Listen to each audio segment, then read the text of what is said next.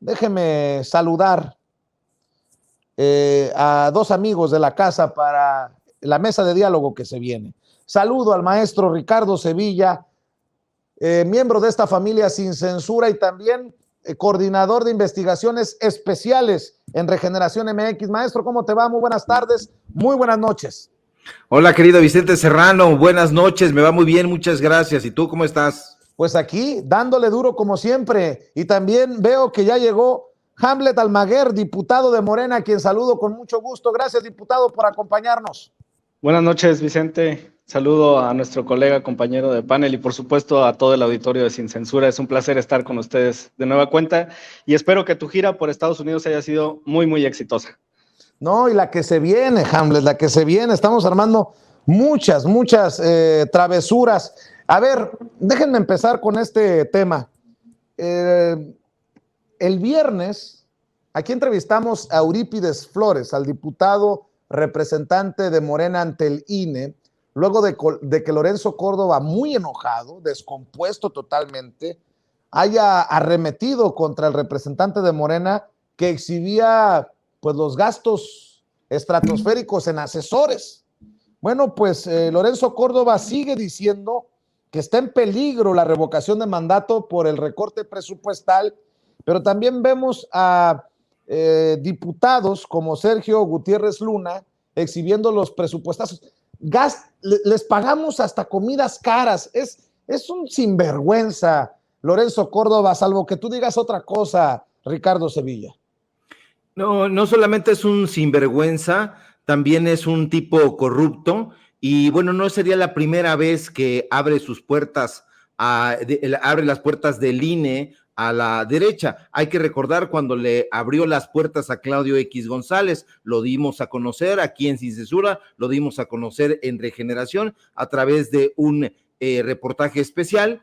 Hay que recordar que Sofía Ramírez Aguilar, quien trabaja precisamente en Mexicanos contra la Corrupción y la Impunidad, estuvo trabajando en el COTAPREP y bueno, pues forma parte de las huestes de Luis de la Calle. Luis de la Calle, este personaje salinista que se sienta una semana sí y otra también en Televisa, en Foro TV, al lado de Leo Zuckerman, y bueno, este personaje estuvo metidísimo en el conteo de los votos en este programa tan polémico. Hay que recordar que el propio INE nos envió una carta casi al filo de la medianoche y que salieron muchos colegas a alzar la mano, entre ellos John Ackerman también se posicionó porque descubrimos que el grupo Nexos encabezado por Héctor Aguilar Camín, el grupo Letras Libres encabezado por Enrique Krause Kleinborg estaban con las manitas metidas, yo diría que hasta los codos en esa elección y pues bueno, ahorita va a tratar de entorpecer todo lo que pueda esta revocación de mandato. No es una cuestión de dinero, no es una cuestión de presupuesto, es una cuestión, pues bueno, de estrategia política, porque sabemos perfectamente que este personaje racista es un racista,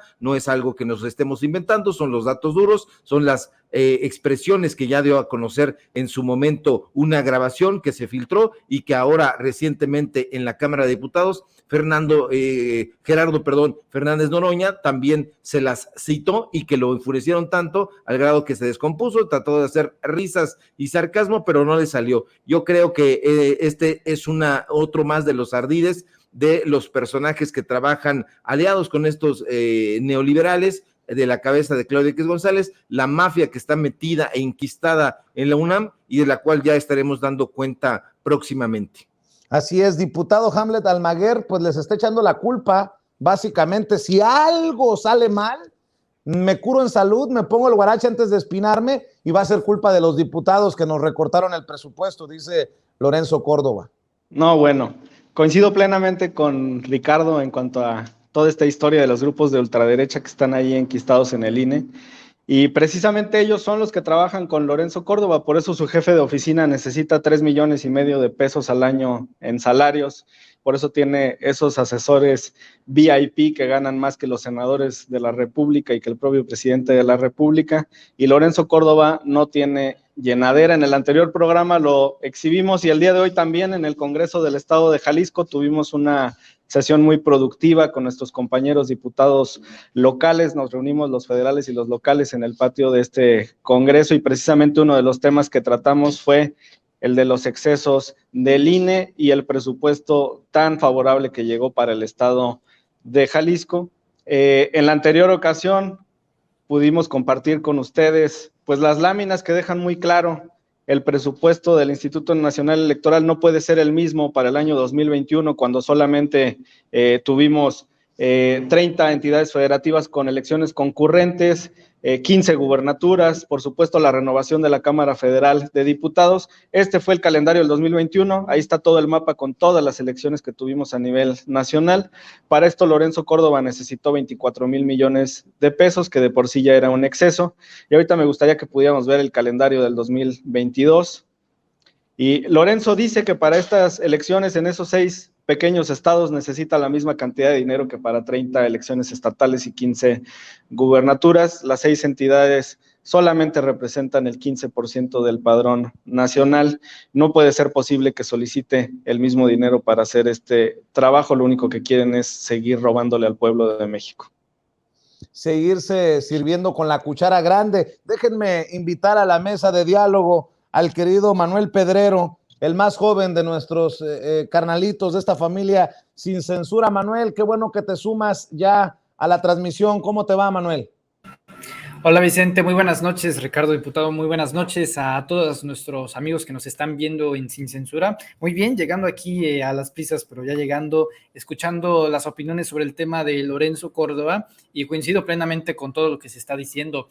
Lorenzo Córdoba está con la estrategia de blindarse, haciendo comparaciones de falsa equivalencia. Si no tengo el dinero suficiente, entonces cuando yo tenga la facultad de operar la consulta popular, una de las más importantes del sexenio, la ratificación o en el plano legal para no tener ningún tipo de problemas, revocación de mandato, porque de igual forma quien puede ir a votar, algunos van a ir con la idea de ratificarlo y otros con revocarlo, es sencillamente eso. Si pido este dinero y no me lo dan, se le reduce a 5,000 millones de pesos, de 24,000 a 19,000, entonces va a terminar diciendo, entonces va a haber deficiencias, y cuando en el ejercicio es que no se abrieron las casillas correspondientes, es que no se hizo la campaña que se tenía que hacer, es que no hubo los suficientes foros estatales para promocionar y explicar cómo iban a votar, entonces ahí tenemos justamente ese blindaje. Es un discurso para ya cuando prepare eventualmente las consecuencias de un ejercicio que a él le compete junto a todo el Instituto Nacional Electoral realizar de forma transparente, de realizar de forma eficaz. Pero el INE no solamente es un acrónimo, se ha convertido también en la ineptitud, en la inexactitud, en la inequitatividad, en la inequidad, en varias formas y fondos en las que simplemente no es que sea el INE el problema, sino cómo es que se comanda el Instituto Nacional Electoral. Yo lo he dicho en varias ocasiones, el problema no es de si existe o no existe, porque varios piden la eliminación del instituto, no es ese el problema de raíz, sino la cúpula en el poder que tiene secuestrado al Instituto Nacional Electoral, y de eso en cierta forma pues explica la reforma electoral que el presidente López Obrador quiere para sanear tanto al Instituto Nacional Electoral como al Tribunal Electoral. Así es, y preparémonos también para una campaña mediática desde la oposición, así lo he advertido y parece que se da. Ya empezó Kenia López Rabadán, por ejemplo, la senadora del PAN, a pedir que no se falsifiquen las firmas y que no se resucite a muertos. Asegura que solo se han recolectado el 12% de las firmas para revocación de mandato y ya se habla de muchas firmas irregulares o falsas. Vamos a sentarnos y agarrar las palomitas para ver ahora qué se le ocurre a la oposición, querido Ricardo, y eso obviamente es un sarcasmo. Sí, por supuesto, va a estar de la mano con todo el grupo Letras Libres, porque hay que recordar, y si estamos en todo este engranaje que existe desde esta oposición de derecha, porque está infiltrado ahí Enrique Krause, no son cosas que nos inventamos, a nosotros nos gusta dar los datos duros, hay que ver y recordar todos los contratos que le han dado a este historiador o supuesto historiador. Hay que recordar que ha tergiversado incluso la historia de los procesos democráticos, así le llamaron a ese espantajo de video que presentaron ahí. Por cierto, estaban todos los consejeros anteriores. Podríamos ver ahí a María Marván, por ejemplo, pero también podríamos ver a José Goldenberg, del cual, por cierto, Goldenberg es maestro de Lorenzo Córdoba. No es tampoco algo que nos inventamos. Él simple y sencillamente fue de los secretarios, nada más ni nada menos, con Ciro Murayama, que asesoraban a José Goldenberg cuando este era el Instituto Federal Electoral. Pues estos eran sus Robins. Y bueno, eran los que lo asesoraban, de tal suerte que Lorenzo Córdoba tiene mucho más tiempo del que dice tener ahí, y Kenia López Rabadán, pues bueno, se ha convertido en este artífice. Hay que recordar, por no mencionar el nombre, pero la gente, el público memorioso de Sin Censura, lo sabrá, que Kenia López Rabadán precisamente fue esposa de uno de los consejeros electorales. No, es que espero que no se me salga el apellido Ugalde, pero si se me sale, pues bueno, pido disculpas, como diría el presidente López Obrador, pero tienen esta relación. ¿A poco Kenia López Rabadán fue pareja sentimental de Luis Carlos Ugalde? Así es. Ándale, pues. No, qué cosas. Ahora sí que ni a cuál irle, con mucho respeto lo digo, con mucho respeto lo digo. Hamlet, diputado, tú también esperas una campaña dura, así como la que nos está señalando Ricardo Sevilla rumbo a la revocación de mandato, una revocación de mandato que ha sido desestimada, ha sido subestimada por muchos desde la oposición. Claro, coincido con Manuel y con Ricardo. Por supuesto que la oposición, en la que ya también podemos contar a Lorenzo Córdoba y a Ciro Murayama, pues están haciendo todo lo posible por bloquear este ejercicio democrático. Lo hicieron con el tema de las firmas, en las que ellos requerían que fuera en vía electrónica únicamente, salvo en 200 municipios. El tribunal, en el recurso de apelación 415, y ahí está la sentencia pública en la página del tribunal, les metió un severo regaño por esto que habían realizado y les dice que para maximizar el derecho de la ciudadanía tienen que utilizar ambos formatos en todo el país. Esperamos, por supuesto, una estrategia en la que van a descontar firmas al por mayor, pero yo confío en el ejercicio que está realizando la Asociación Civil Que Siga la Democracia, cuya presidenta, por cierto, está hoy en el estado de Jalisco y acaban de realizar un evento importante en el centro de la ciudad. Y ellos están trabajando para la recolección, y confío también en la ciudadanía que va a salir adelante en este ejercicio democrático. Se supone que Lorenzo Córdoba debería de apoyar la maximización de los derechos político-electorales, la democracia directa. Y yo quisiera aquí también hacer un comentario sobre la virtud de estos ejercicios. El pueblo de México le entrega mayoritariamente el poder a Morena, al presidente Andrés Manuel López Obrador, y por supuesto refrenda también en las elecciones intermedias el poder legislativo con la misma línea ideológica. Y el presidente de la República, lejos de retener el poder para sí, lo devuelve de nueva cuenta al pueblo en estos ejercicios de democracia directa. Esto me parece loable, me parece extraordinario, y estoy seguro que esto sentará las bases para las futuras generaciones, porque nunca más tendremos presidentes como en el pasado, que eran irresponsables y que esperaban quedarse 6 años de manera impune, pasara lo que pasara. De ahora en adelante la ciudadanía, y este es el ejemplo que nos pone el presidente Andrés Manuel López Obrador, podrá elegir si su presidente se queda o se va, y esto va a suceder a pesar de Lorenzo Córdoba. Oiga, nada más para hacerle justos a la historia, porque en la honestidad también va una humildad para aclarar lo que se tenga que aclarar y aceptar cuando uno se equivoca. Nada más una pregunta, don Ricardo Sevilla. ¿No se estará confundiendo y en lugar de Kenia López Rabadán era Lía Limón la que fue esposa de Luis Carlos Ugalde? Me quedé con esa duda. ¿No era Lía Limón la pareja? Bueno, hay dos cosas que hay que reconocerlas plenamente, y una cosa es la esposa, como dicen, ante el registro civil, y otra cosa es la pareja sentimental. Por eso dije, ojalá no se me vaya a salir que era la pareja sentimental. Sabemos perfectamente que Lía Limón fue la esposa que se casó en una boda donde estuvo Margarita Zavala, Felipe Calderón, pero bueno, ya sabes, los propios Milenio en los trascendidos lo revelaron, ahora ya no se van a acordar, pero pues ahí están. Hay que recordar que nosotros nos movemos con datos duros. Bueno, perdóname, Ricardo, dije yo, a lo mejor yo soy el que se confunde y si me tengo que disculpar, me disculpo, no hay ningún problema. Pero bueno, aclarado el punto, se acabó la rabia, entendió el que entendió. Mi querido Manuel Pedrero, esta oposición anda con todo, por eso hay que ir también previniendo a la gente. Yo sé que la gente cada vez está más lista, más abierta, más politizada, pero sobre aviso no hay engaño, se vienen con todo. Sí, y más que nada porque el simple hecho de avalar un ejercicio como la revocación, ratificación de mandato, como le quieran decir, es algo que va a establecer un precedente. Si ellos como oposición, y esto lo hemos dicho reiteradas veces aquí en Sin Censura, avalan el ejercicio de la ratificación o revocación de mandato, entonces ya se establece el precedente de que ellos estuvieron de acuerdo en ejercerlo, en promoverlo. ¿Qué pasará cuando eventualmente, porque algún apocalipsis sucedió, regrese el PRI o el PAN o el PRD, Movimiento Ciudadano, al poder? Entonces ya tienen que jugar con las reglas que ellos mismos avalaron cuando dijeron vamos a participar para sacar al presidente de la República, Andrés Manuel López Obrador. Ellos ya desde hace mucho tiempo, yo diría que incluso hace meses, pronosticaron que no les era rentable ni redituable para un futuro, ya sea a corto, mediano y largo plazo, que si ellos volvieran al poder tuvieran que someterse a estas reglas, porque eso significa que estaban obligados a ejercer un buen gobierno.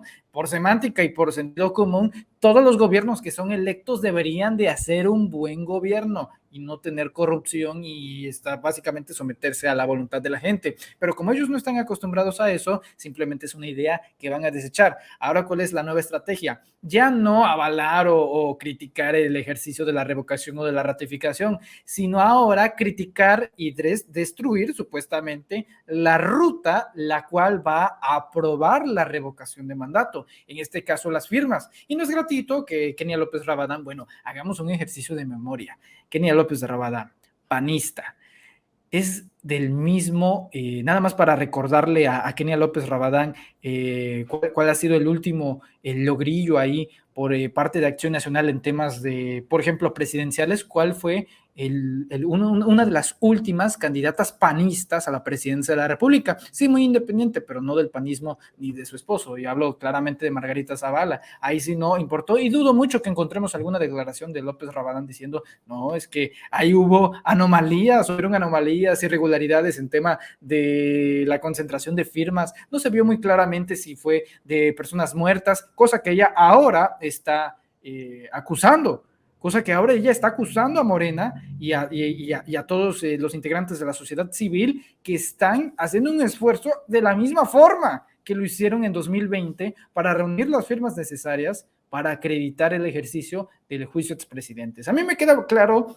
una cosa: López Obrador no tiene la más mínima necesidad, ni Morena, y esto lo tendría que tener claros absolutamente todos los diputados, todos los integrantes de la 4T en el sentido del servicio público y de los funcionarios también, que López Obrador y este movimiento no necesita la más mínima ayuda de revivir muertos, exacto. O sea, López Obrador en 2018 llegó con 30 millones de votos. No necesitas a los muertos, necesitas a los vivos. Necesitan a los muertos que ya no tienen la capacidad para decidir por sí mismos. ¿Por qué? Porque evidentemente están muertos. Hoy, otro ejercicio. En 2020, ¿cuántos militantes perdió el PRI?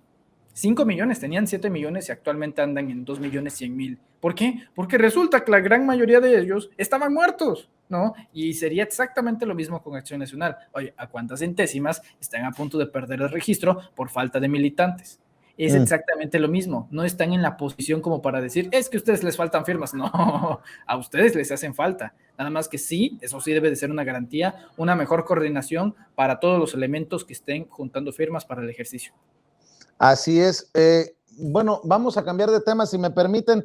¿Qué piensan de la terna, de esta terna de personajes, un hombre y dos mujeres, que ya se ha confirmado en dictamen que reúnen los requisitos constitucionales para ocupar el cargo de ministro o ministra de la Suprema Corte de Justicia de la Nación, que son elegibles para cubrir la vacante generada por la conclusión del cargo del ministro José Fernando Franco González Salas? ¿Cómo ven esta terna? A mí en lo particular, yo no conozco mucho de las señoras, pero sí a don Bernardo Batis. y creo que con una gran congruencia hace unos días se expresa en comparecencia Bernardo Batis que el presidente Andrés Manuel López Obrador ha sido el mejor presidente de los últimos 60, 70 años. ¿Qué piensas de esta terna? ¿Qué piensas de estas posibilidades? Por cierto, a Bernardo Batis lo único que le han criticado es su edad, porque de aquí a que termine su encargo, pues va a tener como 100 años, pues de ese nivel. Ricardo Sevilla. Ya, perdón, me distraje. Bueno, hay que ver quiénes son estos personajes. Estos personajes son de corte extraño, son personajes que han estado trabajando en el PRI, que han trabajado en el PAN. Estaba yo viendo precisamente sus currículos, estaba viendo su formación, sus actividades profesionales, ya han tenido algún tipo de participación, pero la participación ha sido discreta. Estos currículos incluso han sido recortados. Me da la impresión que serían como aquella ocasión en donde tienen a sus amigos, la gente de Felipe Calderón, la gente de Enrique Peña Nieto, como cuando se presentó la actual ministra Ana Margarita Ríos Farjat, y que no se le daba por favorita, a pesar de que tenía el aval de acuerdo con muchos del presidente, pero yo creo que el personaje más idóneo para esta labor es precisamente Batis. Ha acompañado durante mucho tiempo al presidente López Obrador en diferentes gestas. Yo creo que también sería importante que él llegara, porque incluso los ministros que están ahí colocados, que se podría pensar que son afables por lo menos, o por decirlo menos, con la Cuarta Transformación, no están trabajando de la manera rápida y precisa que uno hubiera pensado que iban a hacer. El propio pleno y las salas están ahí un poquito aletargados. Yo creo que la visión de la Corte se ha visto empañada. Hay que recordar que son jueces, son magistrados, y últimamente los medios de comunicación han dado a conocer bastantes corruptelas en diferentes partes, valga la redundancia, por parte de los jueces y de los magistrados, y no ha sido la excepción a la regla la Suprema Corte de Justicia de la Nación, que tiene también ahí a personajes muy extraños. Yo pondría el ojo sobre un personaje que está ahí de manera como casi subrepticia, que es precisamente Alfredo Gutiérrez Ortiz Mena, que hay que ponerle un ojo. También no está haciendo nada bien las cosas Luis María Aguilar Morales. Yo diría que incluso la propia Ríos Farjat está como trabajando, mirando hacia otra parte, y ya no está bajo los presupuestos que la impulsaron para que llegara ahí. Entonces habrá que ver cómo se desempeñan, y sobre todo estas entrevistas que les hacen, donde dejan entrever cuáles son sus verdaderos motivos y sus verdaderas inspiraciones. Diputado, ¿cómo ves la terna tú? ¿Lo han platicado entre compañeros, entre legisladores? Gracias, Vicente. Mira, tengo el privilegio de formar parte de la Comisión de Justicia de la Cámara de Diputados como secretario. Esta es una determinación que recae en el Senado de la República. Nosotros en esta parte no tenemos voto, pero sí tenemos voz. Y yo quisiera comentarte que por naturaleza el Poder Judicial es el poder más antidemocrático. Eso es por diseño. En otros países los jueces son electos, aquí no, son designados a propuesta del presidente de la República, en el caso de los ministros de la Suprema Corte, y con el voto del Senado. Y en el caso de los jueces federales de primera instancia, bueno, son designados por el Consejo de la Judicatura Federal, así como los magistrados de circuito. Y hay distintas voces que pugnan porque el Poder Judicial se reforme. Es un poder que cambia de manera muy lenta. Como tú sabes, los periodos para los ministros son de 15 años, y esto permitió pues que el neoliberalismo en los últimos años pues propusiera ministros de la Suprema Corte que tienen prácticamente pues la mayoría al interior del Pleno, tanto desde tiempos de Fox como Calderón y por supuesto Peña Nieto. Hay una fuerza liberal y progresista dentro de la Corte, y me parece que esta fuerza se podría ver fortalecida si es que, y aquí en esta parte coincido con Ricardo, si es que Bernardo Batis llega a la Suprema Corte. Me parece que sería una culminación de la carrera de un jurista que ha hecho un extraordinario trabajo como procurador general cuando acompañó a Andrés Manuel López Obrador, al presidente de la República, cuando fue jefe de gobierno, que ha sido legislador en distintas décadas, en los 70s, en los 80s, en los 90s, por supuesto, y que me parece que tiene toda la experiencia y la trayectoria para poder desempeñar un gran papel, y que sería por su perfil un contrapeso a los conservadores al interior de la Suprema Corte. También hay un desequilibrio de género al interior de la Suprema Corte, y esta es una aspiración legítima de las mujeres que hemos apoyado desde la Cámara de Diputados. Esta es la legislatura de la pluralidad, pero realmente también de la paridad, porque tenemos 250 mujeres al interior de la Cámara, y si solamente la carrera fuera entre mujeres, pues me parece que el perfil de Loretta Ortiz, como una diputada también que fue de Morena en el 2015, pues me parece que hizo un buen papel. Las reformas que propuso eran acordes con la propuesta de nación del presidente López Obrador. Solamente en el caso de que la carrera estuviera entre mujeres, yo creo que podría ser la mejor opción, y si no, como lo comenté, pues el exfiscal y consejero de la Judicatura, Bernardo Batis. ¿Cómo ves, Manuel Pedrero? No creo agregar mucho, querido Vicente, más que me resulta muy interesante y positivo que poco a poco hay que analizar cuántos de los actuales ministros son conservadores, han mostrado históricamente una postura antidemocrática y sobre todo hacerle antagonismo al presidente López Obrador, y cuántos en los últimos años poco a poco, a través de estas ternas y a través de estas propuestas, están entrando a la Suprema Corte de Justicia de la Nación como ministros. Obviamente el más representativo, que a pesar de que últimamente se han tenido ciertas discrepancias y diferencias entre lo que dice el presidente López Obrador y lo que él dice en su papel de ministro presidente, y obviamente me refiero a Arturo Saldívar, que es algo positivo. A ver, para algo existe el principio de la separación de poderes y eso está muy bien, pero en este aspecto, viendo la putrefacción en el Poder Judicial, yo creo que es bastante positivo la terna, independientemente de quién quede, si es Bernardo Batis o las compañeras. Me parece una muy buena decisión por parte del presidente López Obrador. Nada más hay que ver los vínculos entre quiénes son los familiares de quién, quiénes apoyaron a Andrés Manuel López Obrador en términos legales y jurídicos en el proceso del desafuero, porque ahí son las historias que poco a poco se van uno metiendo y descubre, entonces este sí tiene una trayectoria y sí tiene una visión totalmente distinta a la que protege a los conservadores y sobre todo al régimen de corrupción anterior. Me parece positivo, así que yo veo muy optimista este cambio, y sobre todo para que ya se empiece a equilibrar de una vez por todas la Suprema Corte de Justicia. Poco a poco, tiene que pasar un proceso, no se resuelve en 2 meses ni en 6 años, pero yo sí veo bastante positivo esta terna en la Cámara de Senadores, querido Vicente. Bueno, ¿qué les parece si para cerrar les propongo un tema? Este no lo teníamos pactado, pero creo que es un tema del momento. Si tienen tiempo, ahí les va.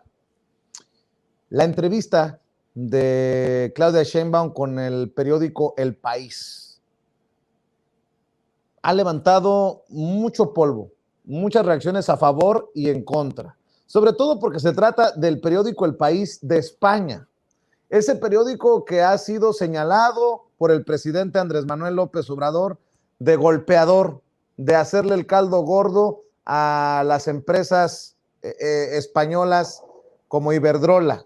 Bueno, yo pongo sobre la mesa algo que leía de Citlali Hernández, la secretaria general de Morena. Dice: leí la entrevista que El País le realizó a Claudia Sheinbaum. Nos hace sentir muy orgullosos, orgullosas de su militancia y gobierno. Miré la entrevista que Ricardo Monreal tuvo con Broso. Plantarse frente a un antagónico de la 4T es una habilidad que no debemos negar para defender nuestras posturas. Asimismo, la agenda de nuestro presidente en Estados Unidos se fortalece con el gran trabajo de Marcelo Ebrard. Negarlo sería ignorar una realidad. La continuidad del proyecto alternativo de nación es mucho más profunda y está por encima de Marcelo, Monreal o Claudia. Se vale tener nuestras afinidades y argumentarlas. No se vale dañar a Morena, la 4T o la continuidad con mezquindades, bajezas y patanerías. Altura de miras y compañerismo que el pueblo sabe siempre ubicarnos en nuestra justa valía. Denme su opinión. ¿Qué tan bien o qué tan mal que vaya con Broso Ricardo Monreal? ¿Qué tan bien o qué tan mal que Claudia Sheinbaum acceda a una entrevista con El País. ¿Cuál es tu opinión, Ricardo Sevilla? A mí me parece perfecto que vayan los actores políticos a los medios de comunicación donde son convocados y dejen bien fija su postura. En el caso del País, en efecto, ha sido un medio de comunicación contra la Cuarta Transformación y en particular contra la figura del presidente López Obrador, pero eso no significa que lo puedas eludir o lo quieras eludir o lo quieras borrar como un... pues como un interlocutor válido. Y eso es lo que hace Claudia Sheinbaum. No es la primera vez que lo hace. Hay que recordar que uno de los grandes críticos del gobierno de izquierda fue el periodista Tim Sebastián. Desde luego no lo conoce la prensa corporativa porque solamente se mira en el ombligo, pero Tim Sebastián es quizá el periodista más avesado, vivo, que existe en todo el mundo, sí, en todo el mundo, y Tim Sebastián conduce un programa en la BBC de Londres, ese programa al que acudió Claudia Sheinbaum cuando era secretaria del Medio Ambiente.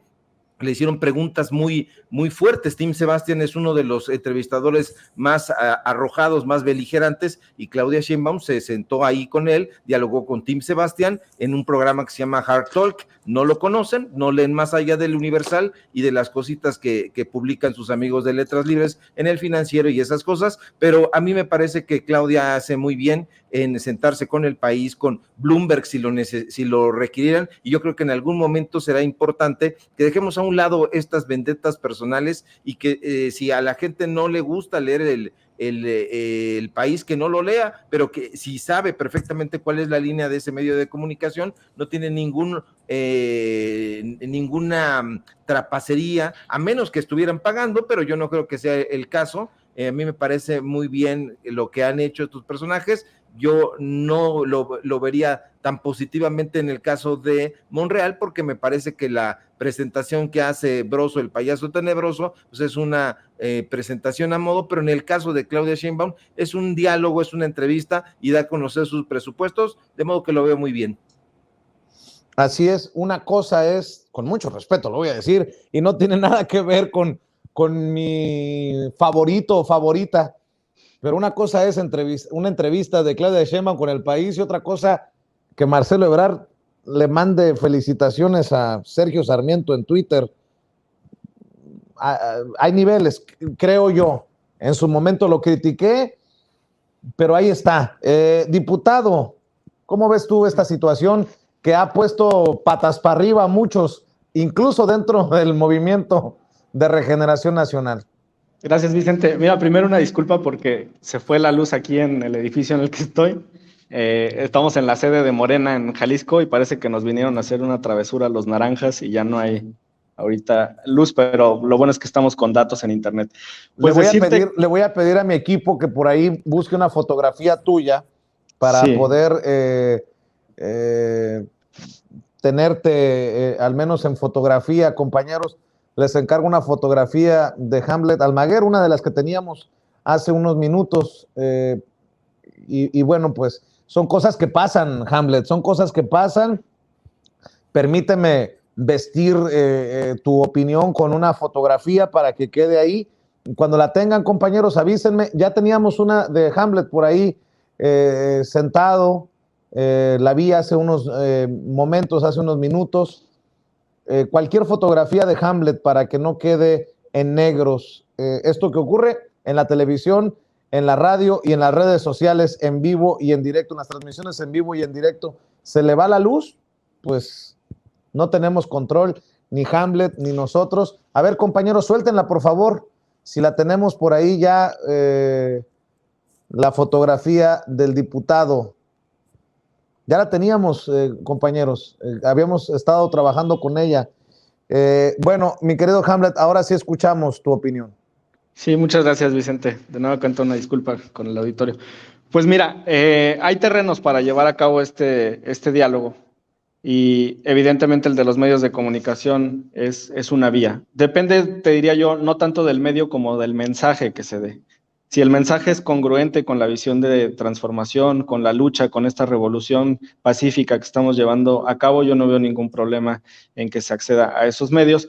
Lo que sí les podría recomendar es que vengan a Sin Censura, se van a sentir como en casa platicando con este auditorio. Y por supuesto que en el caso del país, pues me parece que es bueno que la jefa de gobierno, la compañera Claudia Sheinbaum, pueda expresarse a través de este medio y hacer llegar este mensaje a España. De igual manera, pues en el caso de Ricardo Monreal ahí con Broso, lo que creo que debemos de tener muy claro es el mensaje debe de llegar al auditorio y debemos de ser congruentes con nuestros principios, con la lucha por la transformación de este país y seguramente aprovechando todos los canales, pues lo podremos desarrollar de una mejor manera. Muchas gracias. Manuel Pedrero, tu opinión acerca de esto. Yo creo que todos, absolutamente todos, olvidémonos de Claudia, Monreal, la personalización, Ebrard, Noroña, Nale, Cloutier, todos los 94 millones de ciudadanos mexicanos que están registrados ante el Instituto Nacional Electoral tienen el derecho legítimo de competir, de votar y de ser votados. Eso lo dice la Constitución y eso no se puede negar de cualquier forma. Pero luego está la legitimidad y la credibilidad de esa aspiración. Es hermoso lo que pasó el fin de semana, querido Vicente, porque se trata de Claudia Sheinbaum, vamos a decirlo sin censura, porque una vez que se da ese paso, ya es irreversible, no se puede echar para atrás, y a mí me queda muy claro, y yo lo celebro, que Claudia Sheinbaum pues ya esté formalmente empezando a construir los cimientos de una campaña política con proyección para 2024. Yo lo celebro, pero ya a partir de este momento no me gustaría ver a una Claudia Sheinbaum. No, es que no estamos pensando en eso. No, sí se está pensando en eso porque en España no votan para las elecciones, así tal cual. En el país de España no se votan los españoles en elecciones mexicanas y está hablándole a un público europeo, a un público español. Me parece excelente, está muy bien. Muchos critican, pero ¿por qué en el país? La política no es campamentos de guerritas, ahí no me hablo con la diplomática es de esa forma muy clara, querido Vicente, es relaciones, no te estoy diciendo de que te tienes que juntar con los malos, no, se llama diplomacia, se llama la capacidad de la madurez de poder interactuar incluso con los que tienen una confrontación en cuanto a la visión y a la ideología política de absolutamente todos. Que López Obrador ha tildado al país, por supuesto que lo es, o sea, el país es básicamente la reforma aquí en México, pero al mismo tiempo el medio de comunicación más importante de España. Sí, uno de los subordinados de estos grupos sí, pero al mismo tiempo, pues podríamos incluso rescatar imágenes donde el presidente López Obrador se ha reunido en su oficina en Palacio Nacional con esos personajes, con los miembros, los líderes y los dueños de PISA y del país. ¿Por qué? Porque eso es la política en su máxima expresión, diplomacia y la capacidad de dialogar e intercambiar. Ahora, bastante diferente es el medio, porque para mí hay dos cosas importantes. ¿Cuál es el medio y qué es lo que se dice en ese medio? Porque no es lo mismo una Claudia Sheinbaum que en su calidad de jefa de gobierno le cede una entrevista al diario El País, y si uno lee esa entrevista, porque muchos dicen, ay, pero ¿por qué le da El País? Sí, pero ¿cuántos de quienes están haciendo esta crítica ya leyeron la entrevista? Porque la entrevista es escrita, o a la BBC de Londres, o a cualquier, o a The Economist, por ejemplo, es política al final de cuentas. Si han leído esa entrevista, concretamente la del diario El País, se darán cuenta que no hay promoción política. Obviamente, para darse a conocer, me parece muy bien, y ahí sí es la insinuación, pero ella habla de su administración como jefa de gobierno. ¿Por qué? Porque ella sabe muy bien que no hay mejor campaña que los actos gubernamentales, que lo que se ha hecho durante su administración. Eso por parte de Claudia Sheinbaum. Ahora, en el caso de Ricardo Monreal, ¿cuál fue el medio y qué es lo que se dijo? Ahorita se pone, por ejemplo, la entrevista con Broso. Bueno, vámonos a la génesis de su aspiración. Y fue concretamente con Joaquín López Dóriga, no, me equivoco, con Carlos Loret de Mola, en el mismo Latinos, cuando le preguntó, ¿y usted cómo ve 2024? No me descarto para la elección presidencial de 2024. Cuando tú dices no me descarto y básicamente estás destapándote para la presidencia de la República, Monreal no es ningún tonto, sabe muy bien cuál iba a ser el efecto cuando lo iba a decir en Latinos. Posteriormente lo hizo con Joaquín López Dóriga, donde dice, yo voy a estar en 2024 en la boleta presidencial, me gustaría que fuese con Morena, dando a entender de que evidentemente va a hacer todo lo posible para aparecer en esa boleta, aunque no fuese con Morena. Y finalmente, otra vez en estas entrevistas con Broso, supuestamente para confrontar, pero ahí tenemos también el caso de Carlos Alasraqui en Atypical TV.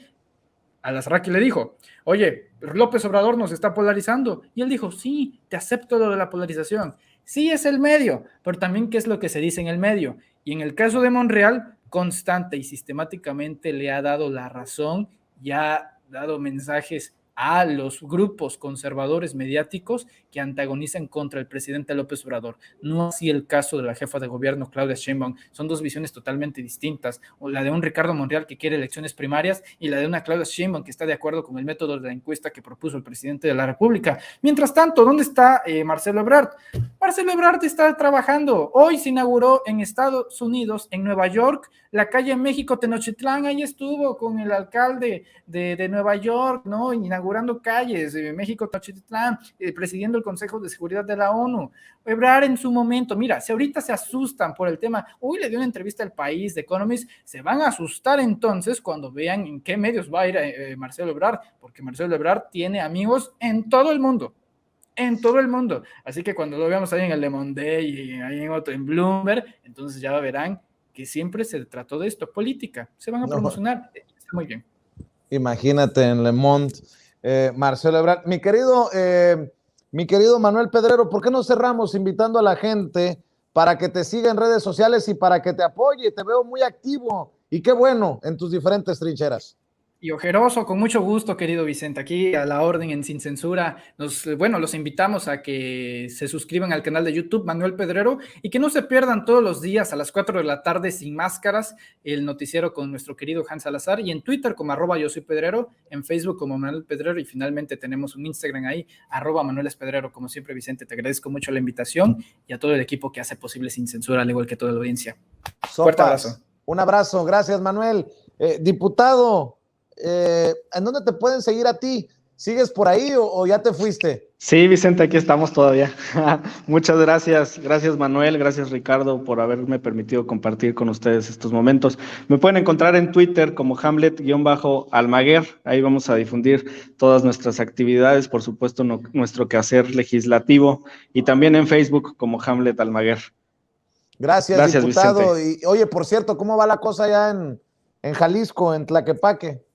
La elección fue ayer, Vicente, y lamentablemente nos encontramos ante una elección de Estado, como acertadamente la calificó nuestro presidente Mario Delgado. Recordar que la elección fue anulada por violaciones a principios constitucionales, por el fraude que había realizado Movimiento Ciudadano.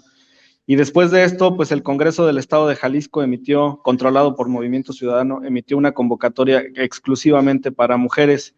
Se tuvo que agotar toda la cadena de impugnaciones, desde el tribunal local hasta la sala superior del Tribunal Electoral.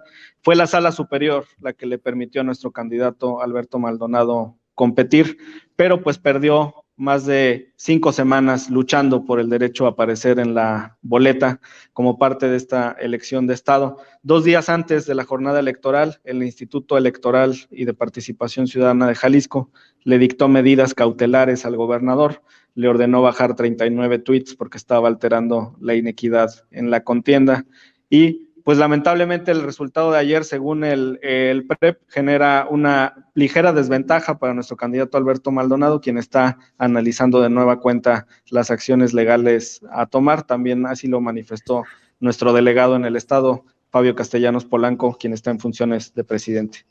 Pues estaremos al pendiente, Hamlet Almaguer. Te agradezco mucho que nos acompañes en esta mesa de diálogo. Maestro Ricardo Sevilla, cierro contigo invitando a las personas para que lean lo que publicaste desde ayer en Regeneración MX sobre esta tienda de modas Zara que se roba los diseños de nuestras hermanas y hermanos chapanecos y muchas cosas que traes entre manos, querido Ricardo. Así es, querido Vicente, pues bueno, que nos lean ahí en Regeneración, en estas investigaciones especiales, que por cierto, pues bueno, ya hemos dado a conocer aquí en Sin Censura. los contratos del Tribunal Electoral del Poder Judicial de la Federación a Héctor Aguilar Camín, los contratos del INE a Enrique Krause, el tema de Gael García Bernal, Diego Luna, muchas cosas que, como tú dices, querido Vicente, pues dejan chillando a la víbora. Y bueno, síganos por favor justamente ahí en Regeneración MX, en el programa que conduzco de lunes a viernes en el canal de YouTube de Regeneración, Los Datos Duros, de 4 a 5:30, aquí en Sin Censura, en la familia Sin Censura, de lunes a viernes en punto de las 11 de la mañana, y bueno, en un programa que tenemos de parodia, Tiempos de Canallas, de lunes a viernes también, de 8 de la noche a 9, y bueno, pues en mis redes sociales, Twitter, @Sevilla Crítico, en Facebook, Ricardo Sevilla, así nada más. Un fuerte abrazo, saludos a Hamlet Almaguer y saludos a mi querido Manuel Pedrero, a ti y al público que nos ve y que nos escucha con tanta paciencia. Gracias, buenas noches a todos, que descansen y nos vemos mañana, maestro Ricardo Sevilla.